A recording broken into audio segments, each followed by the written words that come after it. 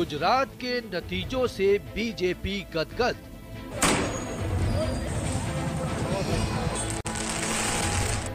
हिमाचल में जीत से कांग्रेस का जोश हाई। राजस्थान में किसकी स्ट्रेटेजी करेगी काम?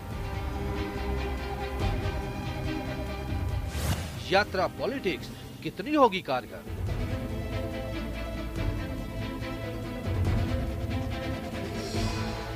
सवालों की सियासत का होगा असर? आपके खुद के पार्टी के वरिष्ठ नेता और पूर्व मंत्री भरत सिंह जी का है। वो अक्सर चिट्ठी पत्री करते हैं। 2 मसले थे उसमें, और खास तौर पर जो बड़ा मसला था वो था अवैध खनन का, इलीगल माइनिंग का।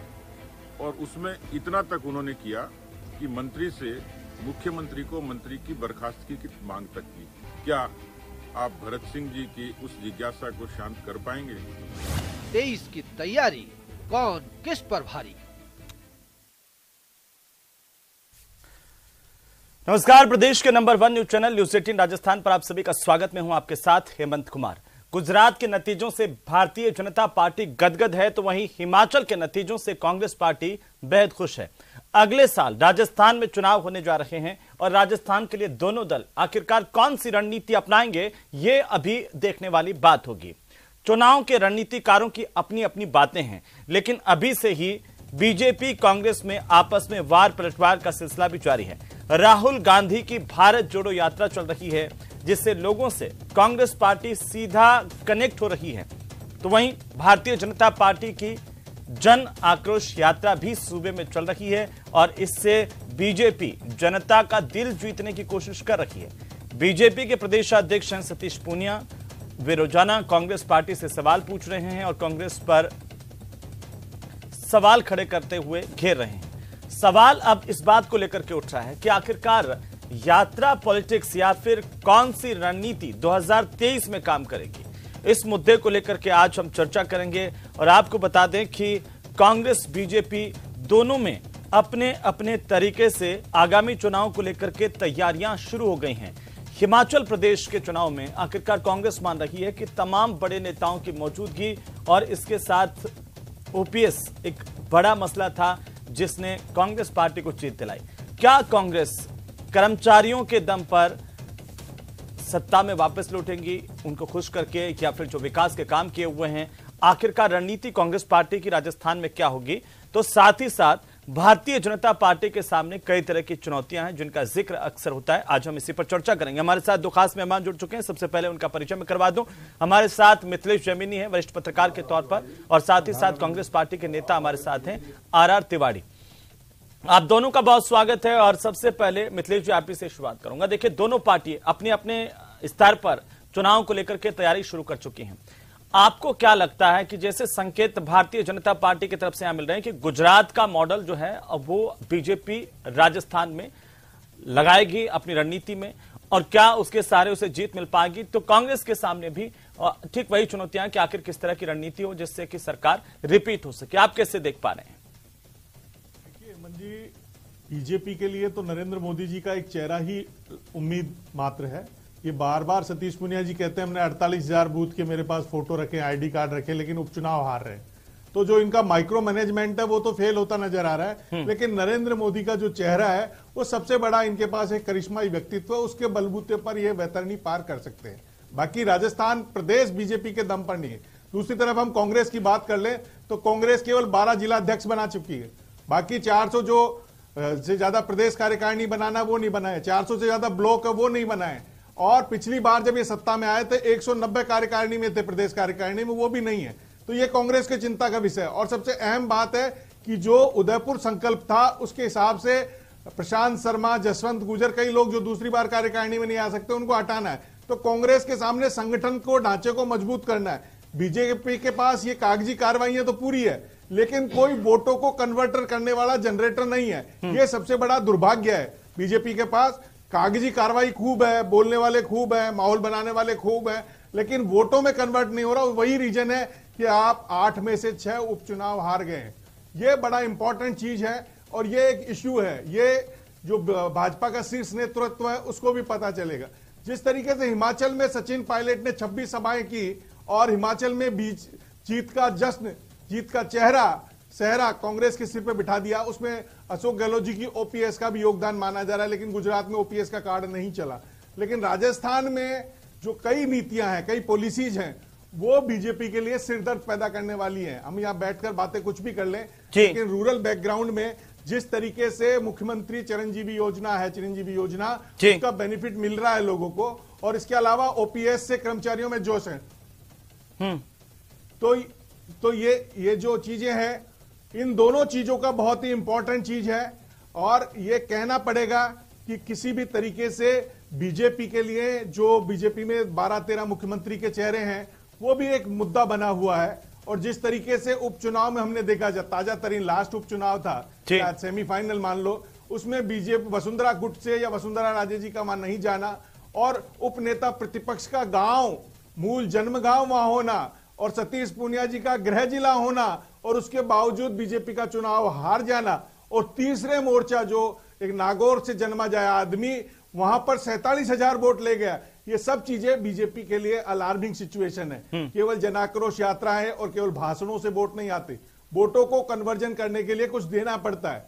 आप कुछ देंगे तो लेंगे। अशोक गहलोत जी ने पिछली बार भी खूब स्कीम लगाई थी, लेकिन उनका इसका मॉनिटरिंग सिस्टम पुअर था। लेकिन इस बार सौभाग्य से ऐसा सिस्टम ठीक है कि कुछ हो सकता है। कांग्रेस, लेकिन जमीनी साहब ये तो कहा जा रहा है कि अभी भी इतना टाइम हो गया है, कांग्रेस की जो जमीनी स्तर पर नियुक्तियां, संगठनात्मक नियुक्तियां, वो नहीं हो पाई है। कांग्रेस इस मामले में कमजोर है।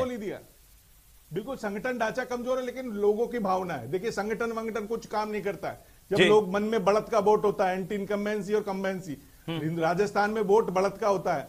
लोगों के मन में एक बार बैठ के उधर ही टिका देते हैं वोट। ये कहने की बात है। सीकर में 8 की 8 बीजेपी हार गई थी, सुभाष मेहरिया जी हार गए। इसलिए आप छोड़िए इन चीजों को। राजस्थान में इन संगठन वंगठन, ये अखबार में खबर छपाने के लिए ये ठीक है, लेकिन ग्राउंड में जो जनभावना होती है उसी से वोट मिलते हैं। तो जन आक्रोश रैली में जिस तरीके से भीड़ नहीं आ रही है, भी बीजेपी के लिए चिंता का विषय है। बातें करना बहुत आसान है, लेकिन भारत जोड़ो में तो अच्छी खासी भीड़ हो रही है। देखिए, भारत जोड़ो में अच्छी आ रही है, मैं खुद ही कह रहा हूं। हाँ। और अभी तो जो ही आगे बढ़ेगी, दोसा इधर जो वो जनसैलाब उड़ेगा, आई लव यू नारा गूंजेगा। एक जो मैं आपको बताना चाहता हूं जमीनी साहब, आपके ध्यान में होगा कि कल एक लिस्ट भारतीय जनता पार्टी की ओर से जारी की गई, जिसमें ये कहा गया कि जो बड़े नेता हैं वो दौरा करेंगे, और वो कहां कैसे कैसे दौरे करेंगे, जिसमें 33 सीनियर लीडर्स जो हैं उनके दौरों का जिक्र है, जिसमें प्रदेशाध्यक्ष से लगाकर के प्रदेश प्रभारी भी है, और साथ ही साथ केंद्रीय मंत्री, नेता प्रतिपक्ष और 7 मोर्चों के अध्यक्षों का भी है। लेकिन उसमें वसुंधरा राजे का जिक्र नहीं है। देखिए हेमंत जी, इन नेताओं से कुछ नहीं होता। जगत प्रकाश नड्डा जी वहीं के थे ना, अनुराग ठाकुर जी वहीं के थे ना। क्या हुआ? नेताओं से कोई, जनता जो तय कर लेती है लोकतंत्र में वही होता है। ठीक है, जमीनी साहब में आता हूं। खोसला है जी, ठीक है। हमारे साथ में पंकज जी भी जुड़ चुके हैं। पंकज मीणा भारतीय जनता पार्टी के नेता हैं। पंकज जी, आपका बहुत स्वागत है इस चर्चा में। और सवाल इस बात को लेकर के है कि आखिरकार 2023 की तैयारियां किस तरीके से चल रही हैं, और क्या पार्टी बाजी मार पाएगी? कौन सी रणनीति होगी? क्या गुजरात मॉडल राजस्थान में आप अपनाएंगे? देखिए, भारतीय जनता पार्टी का चुनाव जीतने की नीति बहुत स्पष्ट है। रणनीति हमारी बड़ी क्लियर है। भारतीय जनता पार्टी का पूरे देश में जो विकास का मॉडल है, वो पहली रणनीति। दूसरी रणनीति, भारतीय जनता पार्टी के पास चमत्कारिक नेतृत्व है आदरणीय नरेंद्र मोदी जी के रूप में, वो हमारी दूसरी रणनीति है। और तीसरी, हमारी जो सबसे बड़ा जो बैकबोन है, वो भारतीय जनता पार्टी का बिल्कुल बूथ तक, अंतिम छोर तक बैठा भारतीय जनता पार्टी का कार्यकर्ता, जो पूरे समर्पण भाव से देश के विकास के लिए भारतीय जनता पार्टी का काम करता है। तो ये 3 बड़े कारक है। यही हमारी रणनीति है, और यही हमारा आगे का आने वाले समय के अंदर हमारा मैनिफेस्टो है, जिसके दम पे भारतीय जनता पार्टी चुनाव लड़ेगा और जीतेगा। और ये हमने करके दिखाया गुजरात के अंदर। गुजरात के अंदर जिस तरह की जो बम्पर जीत है, उसके भी 3 ही प्रमुख कारण। लेकिन जो आप अमूमन कहते हैं हर चुनाव में कि दूल्हा कौन होगा, देखिए, दूल्हा कौन होगा ये बड़ा इशू नहीं है। बहुत सीधी सी बात है। राजस्थान के अंदर हमने इस बारे में अनेकों बार घोषणा हो चुकी है कि जब विधानसभा चुनाव होंगे और विधायक दल इसको चुनेगा, वो हमारा दूल्हा होगा, वो हमारा मुख्यमंत्री होगा। इसमें कोई किंतु परंतु की बात नहीं है। और इसको लेके जिस तरह से कांग्रेस में सिर्फ टवल हो रही है, जिस प्रकार से कांग्रेस में था कि चेहरा तो किसका दिखाया और मुख्यमंत्री किसको बनाया, वो हमारे यहाँ सिस्टम नहीं है। हमारे यहाँ पूरे यूनिवर्सली मुख्यमंत्री का कैंडिडेट चुना जाएगा, इसमें कोई किंतु परंतु नहीं है। हाँ, परंतु एक बात जरूर मेरे को अभी ध्यान में आई कि अभी चर्चा में जन आक्रोश यात्रा के बारे में आ रहा था था। पता नहीं, मुझे नहीं लगता कि अब चर्चा के अंदर बैठे लोगों को फीडबैक कहाँ से मिल रहा है, पर जिस प्रकार से जनआक्रोश लोग उमड़ उमड़ के आ रहे हैं। जैमिनी जी सुनिए, अरे जैमिनी जी सुनिए, आप क्या है वो खाली कुर्सी की फोटो देख के राजी होने वाले लोग हो। जिस प्रकार से जन आक्रोश यात्रा के अंदर लोग जुड़ रहे हैं, जिस प्रकार से जन आक्रोश यात्रा का जो हमारी वेबसाइट और जो हमारा नंबर है उसमें 20 लाख से ज्यादा लोगों का अब तक हमको हमारी कनेक्टिविटी हो चुकी है। जिस प्रकार से जन आक्रोश यात्रा के अंदर हर जगह 1000 से लेकर 500 तक की संख्या है, और ऐसी दिन में 10-10 सभाएं हो रही है हर रथ की। आप कैलकुलेशन लगा के देखिए कि 200 रथों की कितनी यात्राएं हो रही हैं। तो ये तो सब हवाई बातें हैं कि जन आक्रोश यात्रा में लेकिन आपके गुजरात मॉडल में कहा गया कि वहां पर नेतृत्व गौण है, एक चेहरा जिसके आधार पर ही पार्टी चुनाव में जाती है, लेकिन राजस्थान में तो ऐसा नहीं है कि आप नेतृत्व को गौण कर दें। नहीं, नेतृत्व है ना हमारे पास में, प्रधानमंत्री नरेंद्र मोदी हमारे पास नेतृत्व है, जो विश्व का सबसे बड़ा नेता है। अरे तिवारी साहब, आप रखिए, आपके पास चेहरा नहीं है तो आप बौखलाइए नहीं, आपके पास चेहरा ना हो तो आप बौखलाइए। आ रहा हूँ तिवारी साहब, आपके पास आ रहा हूँ, थोड़ा शांति रखिए तिवारी साहब, बोलने तो दीजिए। आप सचिन पायलट का चेहरा दिखा के चुनाव लड़ते हैं, गहलोत जी मुख्यमंत्री बनाते हैं और 4 साल तक ये झगड़ा निपटा नहीं पाते। आप आ रहा हूँ तिवारी साहब, थोड़ा धीरज रखिए ना, एक बार बात तो हो जाए, एक बार पूरी बात हो जाए उनको बोलने दीजिए। तिवारी जी, इस उम्र में इतना बौखलाइए नहीं, उम्र आपकी काफी हो चुकी है, जबरदस्ती कोई परेशानी हो जाए, कोई ऐसा नहीं चाहिए हमारे न्यूज 18 के व्यक्तिगत नहीं आराम से आप तसल्ली से पानी पीजिए। अरे तिवारी साहब पानी पीजिए, आराम से पानी पीजिए। मेरा साहब व्यक्तिगत मत होइए, हम जी आवाम की बात कर रहे हैं, व्यक्तिगत नहीं होइए।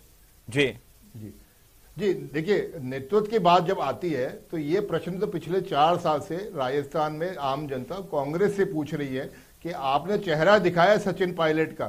जैसे कि गांव में कहावत है ना कि दूल्हा तो शक्ल तो किसकी दिखाई और फेरे किसके हो गए, वो किस्सा हो गया राजस्थान में। लेकिन आपको अगर ये पूछे कि आप तो बाराती बिना दूल्हे के लेकर के जा रहे हैं, अगर दूल्हा दिखाया और शादी फेरे किसी से करवाया वो तो चलिए बात है, लेकिन बाराती जब बिना दूल्हे के निकले तो क्या होगा? देखिए, बारात कोई बिना दूल्हे के नहीं है, भारतीय जनता पार्टी का दूल्हा है हमारा कमल का फूल, हमारा नेतृत्व है प्रधानमंत्री नरेंद्र मोदी। और आज राजस्थान के 52 तो आप मुझे बताइए कि अगर आप प्रधानमंत्री का जिक्र करते हैं तो फिर हिमाचल में क्या हुआ, प्रधानमंत्री का चेहरा क्यों नहीं चला? एमसीडी में क्या हुआ जब प्रधानमंत्री का चेहरा नहीं चला? देखिए, हार जीत ये एक चुनाव का हमेशा का एक है। अगर हिमाचल प्रदेश का उदाहरण दे रहे थे, हिमाचल प्रदेश के अंदर हम केवल 0.7% वोटों से पीछे हैं कांग्रेस से। तो ये जनता ने हमको स्नेह दिया है, ये बात ठीक है। आपके पास ये पॉइंट वाला आंकड़ा अच्छा है कि आप प्रतिशत पे चले जाते हैं, ये हमारा हिमाचल लेकिन देखिए सच्चाई तो ये होती है कि जिसकी सरकार बन रही है, जिसके ज्यादा लोग इलेक्ट होकर के आए हैं, जनता ने जिन्हें चुना है। जी, ये बात सबको स्वीकार करनी चाहिए। भारतीय जनता पार्टी ने स्वीकार किया कि हिमाचल में हम सरकार नहीं बना पाए, परंतु वहीं आपको गुजरात भी देखना चाहिए, जहां कांग्रेस अब तक गुजरात तो देख ही रहे हैं, वर्स्ट पोजीशन के अंदर है। आज वो गुजरात तो देख ही रहे हैं कि आपके सामने कुछ भी नहीं, आपके सामने विपक्ष भी नहीं रहा, साफ कर दिया, बिल्कुल ऐतिहासिक, और उस पर सारी चीजें बोली गई हैं तमाम। इसमें कोई दो राय थोड़ी है पंकज मीणा साहब, जहां पे आप बेहतरीन ऐतिहासिक बहुमत के साथ आए हैं, विपक्ष भी खत्म हो गया, तो उसको कौन मना कर सकता है? उसको तो मना नहीं कर रहे हैं। लेकिन आप कहें कि एमसीडी दिल्ली के चुनाव की बात नहीं हो या फिर हिमाचल की बात नहीं हो, तो ऐसा भी नहीं, तो उसको भी पार्टी को ध्यान में रखना चाहिए आगे की रणनीति के हिसाब से। ध्यान में रखना चाहिए हेमंत जी, आपका ठीक कहना है कि ध्यान में रखना चाहिए, और भारतीय जनता पार्टी ध्यान में रखता भी है। ठीक है, आप इस बात को अच्छे से, ठीक है तिवारी साहब देखिए, बताइए कि यात्रा बहुत अच्छे से आगे बढ़ रही है, जैमिनी साहब भी मान रहे हैं, हर कोई कह रहा है, लेकिन क्या यात्रा के दम पर सरकार की पुनरावृत्ति राजस्थान में हो जाएगी क्या? ना, मैं एक बार फिर स्पष्ट कर देना चाहता हूं, ये यात्रा कोई चुनावी रैली नहीं है। मैं स्वयं यात्रा में जाता हूं। नहीं, मैं तिवारी साहब से पूछ रहा हूं, तिवारी साहब से। अब भारत जोड़ो यात्रा का बात कर लेते, जनाक्रोश वाली तो हो गई, आपने जवाब दे दिया उसका। तिवारी साहब बोलिए। हेमंत, सबसे पहले तो मैं आपसे ये कहना चाहता हूं कि भारत जोड़ो यात्रा का चुनावी रणनीति से कोई लेना देना नहीं। अच्छा, देश में कांग्रेस के हमारे सर्वमान्य नेता राहुल गांधी जी का जो लक्ष्य है वो देश के लोगों के दिलों को जोड़ने का है। राजनीति में राजनीतिक दल जीतते हैं, हारते हैं, सत्ता आती है, सत्ता जाती है, लेकिन 2014 के बाद में देश के करोड़ों लोगों के बीच में जो आपस में एक दूसरे के प्रति एक घृणा सी भावना पैदा कर दी, देश के अंदर जो वादा किया देश के प्रधानमंत्री ने चुनाव लड़ने से पहले कि 2 करोड़ नौजवानों को हर साल रोजगार दूंगा। अब नफरत तो 84 में भी जो पैदा की थी, वो क्या महंगाई जो 60 रुपए का पेट्रोल भारतीय जनता पार्टी वालों को महंगा लगता था, टायर डाल के जलाए थे आपने, वो नफरत नहीं, वो प्रेम था आपका। जबकि क्रूड ऑयल आज $75 मचाया था, वो आपका नफरत था या प्रेम था, मुझे दुनिया ये में समझाइए। सबसे कम दामों पर है भारतीय जनता पार्टी के शासन में $75 क्रूड का ऑयल है, लेकिन भारतीय जनता पार्टी को 60 रुपए का पेट्रोल महंगा लग रहा था, 400 रुपए का सिलेंडर महंगा लग रहा था। तिवारी साहब, आपने ये मुद्दे गुजरात में उठाए थे, आपने गुजरात में महंगाई का मुद्दा, बेरोजगारी का मुद्दा, ये सब उठाया था, लेकिन असर नहीं हुआ ना जनता पर।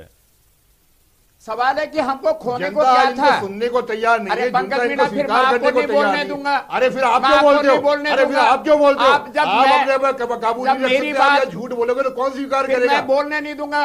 भारतीय जनता पार्टी को देश की जनता ने धमकी देते हैं आप टीवी चैनल के ऊपर बैठ के। मेरी बात सुनो, भारतीय जनता पार्टी को देश की जनता ने इन 3 विधानसभा, 2 विधानसभा और एमसीडी के चुनाव में, उत्तर प्रदेश के लोकसभा और विधानसभा के चुनाव में, बिहार के विधानसभा के चुनाव में, राजस्थान छत्तीसगढ़ के विधानसभा के चुनाव में आईना दिखाया है।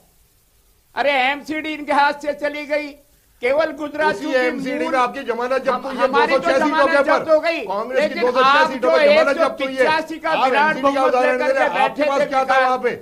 अरे पंकज मीणा, 185 पार्षदों का जो बहुमत था, जो आप लोग सारे विपक्षी दलों को जेल में डाल रहे थे, जनता ने आपको नकारा। आप अभी तिवारी साहब देखिए, आइए मुद्दे पर आइए, मुद्दे पर आइए तिवारी साहब, तिवारी साहब मुद्दे पर आइए। ठाकुर जैसे नौजवानों के तिवारी साहब, कांग्रेस का झंडा फहराया गया, ये बयानवीर नेता है। लेकिन तिवारी साहब नेता बयानों तक है, ये जन आक्रोश रैली निकाल रहे हैं। सही कह रहे मिथिलेश जी। तिवारी साहब, एक रणनीति तो पार्टी की होगी ही, लेकिन आपको तो अभी तक ये भी नहीं पता है कि हिमाचल में कैसे जीते। क्या ट्रेंड से आ गए वो आ गए, लेकिन आपकी क्या उसमें आप क्या मानते हैं कि कैसे जीते आप? कोई विश्लेषण है आपका? हेमंत, मैं फिर कह रहा हूं, हाँ, जनता जिसको चाहती है विजय उसी की होती है। राजस्थान की धरती पर 8 विधानसभा के उपचुनाव है। हमेशा माना जाता है कि सरकार के खिलाफ उपचुनाव का रिजल्ट जाता है। वसुंधरा राजे जी जब राजस्थान की दूसरी बार मुख्यमंत्री बनी थी, उनके समय जो विधानसभा के 2 उपचुनाव हुए, लोकसभा का उपचुनाव हुआ, सरकार के खिलाफ जनता ने कह रहा हूं, आप ठीक कह रहे हैं तिवारी साहब, लेकिन जनता आपको चाहेगी, यहाँ जमानत जब्त वापिस से जनता आपको चाहेगी, ये आप कैसे देख रहे हैं? क्योंकि यहाँ का ट्रेंड तो ऐसा है नहीं है, एक बार कांग्रेस एक बार बीजेपी चलती है। गहलोत की जो सामाजिक सुरक्षा की नीतियां हैं जी, हमने ओल्ड पेंशन स्कीम लागू की है, देश ने सराहा है। हमने 10 लाख रुपए का स्वास्थ्य का बीमा किया है, और उस परिवार में अगर बीमा के बाद में किसी की डेथ हो जाती है तो 5 लाख रुपए मिलता है। जोधपुर का जो भी कांड हुआ, अग्निकांड, उनमें मरने वालों को 5-5 लाख रुपए इसीलिए मिले कि वो उसमें थे। इस स्वास्थ्य बीमा योजना में हम लोगों ने 1 करोड़ 35 लाख महिलाओं को ये स्मार्टफोन देने का वादा किया है। हमने 1 लाख नौजवानों को रोजगार दिया है। ठीक है, क्या जमीनी साहब ये काफी है सरकार रिपीट कराने के लिए? आपके लिहाज से क्या लगता है? दोनों की दो चुनौतियां बताइए इस वक्त। देखिए, बीजेपी की तो सबसे बड़ी चुनौती है कि जो रीजनल फोर्स है उसमें एक फेस को आपको पावरफुल करना पड़ेगा। ठीक है, आपने जन आक्रोश यात्रा के पहले पोस्टर में कहा कि केवल प्रधानमंत्री जी की फोटो होकर कमल का निशान होगा, लेकिन फिर आपने 3 चेहरे लगाए, जिसमें नेता प्रतिपक्ष गुलाब चंद जी कटारिया, पूर्व मुख्यमंत्री वसुंधरा राजे और सतीश पूनिया जी का। इसका मतलब अभी तय नहीं है। कहीं ना कहीं बीजेपी में एक सबसे बड़ा ड्रॉबैक है कि आपको अभी वो फेस नहीं मिल रहा जिस पर एक दाव खेला जा सके, जिसे पूरी तरह लॉन्च किया जा सके। जैसे 2 बार बीजेपी ने परिवर्तन यात्रा और स्वराज संकल्प यात्रा वसुंधरा जी के नेतृत्व में निकाली और भारी जीत हासिल। ठीक है, जमीनी साहब, कांग्रेस पे आने से पहले बीजेपी का रिएक्शन इस पे पंकज जी बिल्कुल संक्षेप में टिप्पणी जो जमीनी साहब कर रहे हैं। नहीं, देखिए, हमारे यहाँ कोई लीडरशिप का क्राइसिस नहीं है। भारतीय जनता पार्टी एक बहुत ही कार्यकर्ता बेस्ड रिफाइंड पार्टी है, और हमारे यहाँ इस प्रकार भी नहीं होता विधायक दल की मीटिंग बुलाई जाए और विधायकों को रोका जाए। हमारे यहाँ विधायक दल इस बात का चुनाव करेगा और वही मुख्यमंत्री का कैंडिडेट होगा। इससे ज्यादा और ये बात बार बार कही जा सकती है, ये तो कहने की बात है, विधायक दल चुनाव करेगा। हर पार्टी में आला कमान ही चुनाव करता है। ठीक है, अब कांग्रेस पे आते हैं जमीनी साहब जी। देखिए, कांग्रेस के लिए सबसे इंपॉर्टेंट जो चीज है, जो पहले दिन से चल रही है, कि सचिन पायलट जो यूथ है, जो उसको आगे किया जाए या नहीं किया जाए। 1980 का बैच जो कांग्रेस में भर्ती हुआ, उसे आप साइड लाइन करके नई पीढ़ी को आप नेतृत्व देना चाहते हैं, नहीं देना चाहता, यह आला कमान को तय करना हो। आला कमान की गलती की वजह से ही आप देख लीजिए, वहां जो बघेल साहब है उनको दिक्कत हो रही है, वहां टी राजा देख रहे हैं। तो यह तो आला कमान पहले तय कर देगा, हम इसे ही बनाएंगे, हारे जीते वो बात की बात, जिसने मेहनत की उसी को देंगे।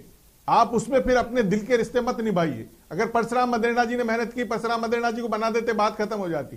सीपी जोशी साहब ने मेहनत की, सीपी जोशी साहब को बना देते, बात खत्म हो जाती। तिवाड़ी साहब मेहनत की, उनको बना देते तो मेहनत खत्म हो जाती। ठीक है सर, अब समय नहीं। तिवाड़ी साहब, नहीं, पर सचिन पायलट जी तो नाकारा तिवाड़ी साहब बिल्कुल वक्त नहीं है। तिवाड़ी साहब को तो कांग्रेस दुनिया की सबसे बड़ी लोकतांत्रिक पार्टी, हेमंत जी, फैसले थोपे नहीं जाते। पंकज मीणा कह रहे हैं कि हमारे यहाँ फैसला, हमारे यहाँ विधायक करते हैं। गुजरात के अंदर तो नहीं हुआ, गुजरात में तो नरेंद्र मोदी जी ने खुद ने एक फेस दिया, आज उसी को चुन करके भेज दिया दिल्ली, शपथ ले लेंगे 12 तारीख को।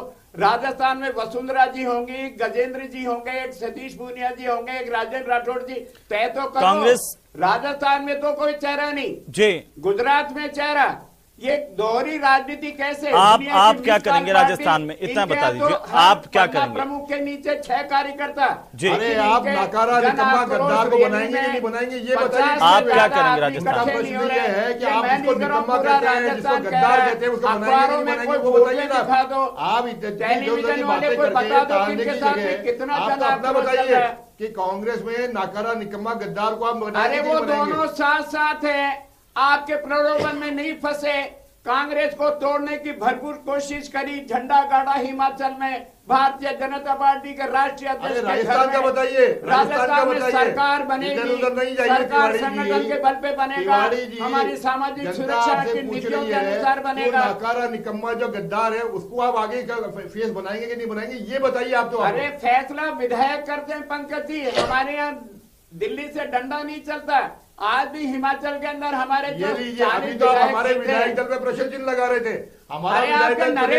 चलिए ये जनता पर छोड़ देते हैं, कौन कौन चुन करके आएगा, ये जनता का फैसला है, जनता के पास ही रहना चाहिए। और ये पहले की तमाम बातें, ये जरूर हो सकता है कि पार्टियां अपनी कमियों को दूर करके बेहतर तरीके से चुनाव में जाएं और जनता के मुद्दे उठाए जाएं, जिससे जनता का भी भला हो सके। फिलहाल बहुत शुक्रिया हमारे साथ इस चर्चा में शामिल होने के लिए आप सभी का। जमीनी साहब आपका भी, और तिवाड़ी साहब आपका भी, और मीणा साहब आपका भी बहुत शुक्रिया। कुल मिलाकर के दोनों ही पार्टियां, और इसके साथ चाहे वो तीसरी शक्तियों की बात करें, तमाम पार्टियां इस वक्त चुनावी मोड में आ गई हैं और अपने अपने स्तर से तैयारी कर रही हैं। आखिर ये फैसला जनता का होगा कि किस तरह से जनता उन्हें चुनती है और किसको चुनती है। नमस्कार।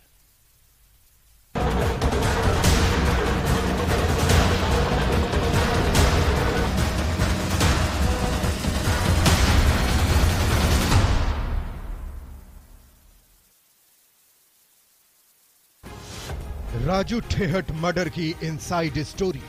राजस्थान एक शांत प्रिय प्रदेश था, जिसमें वो गैंगवार होने लग गए जो हरियाणा में होते थे, बिहार में होते थे। एक लापरवाही, जिंदा जलने लगे लोग। घटनाक्रम ऐसा था कि उसको मैं जुबान में बयान नहीं कर सकता। जो स्थितियां देखी उसको देख करके अभी तक मन विचलित है, अपने आप को संभाल नहीं पा रहे। 23 की जंग, रंग दिखाएगी यात्रा। बहुत बढ़िया लग रहा है, बहुत अच्छा चलिए। सरदार शहर का चुनावी संदेश। जनता का प्यार आशीर्वाद आप देख रहे हैं दोस्तों।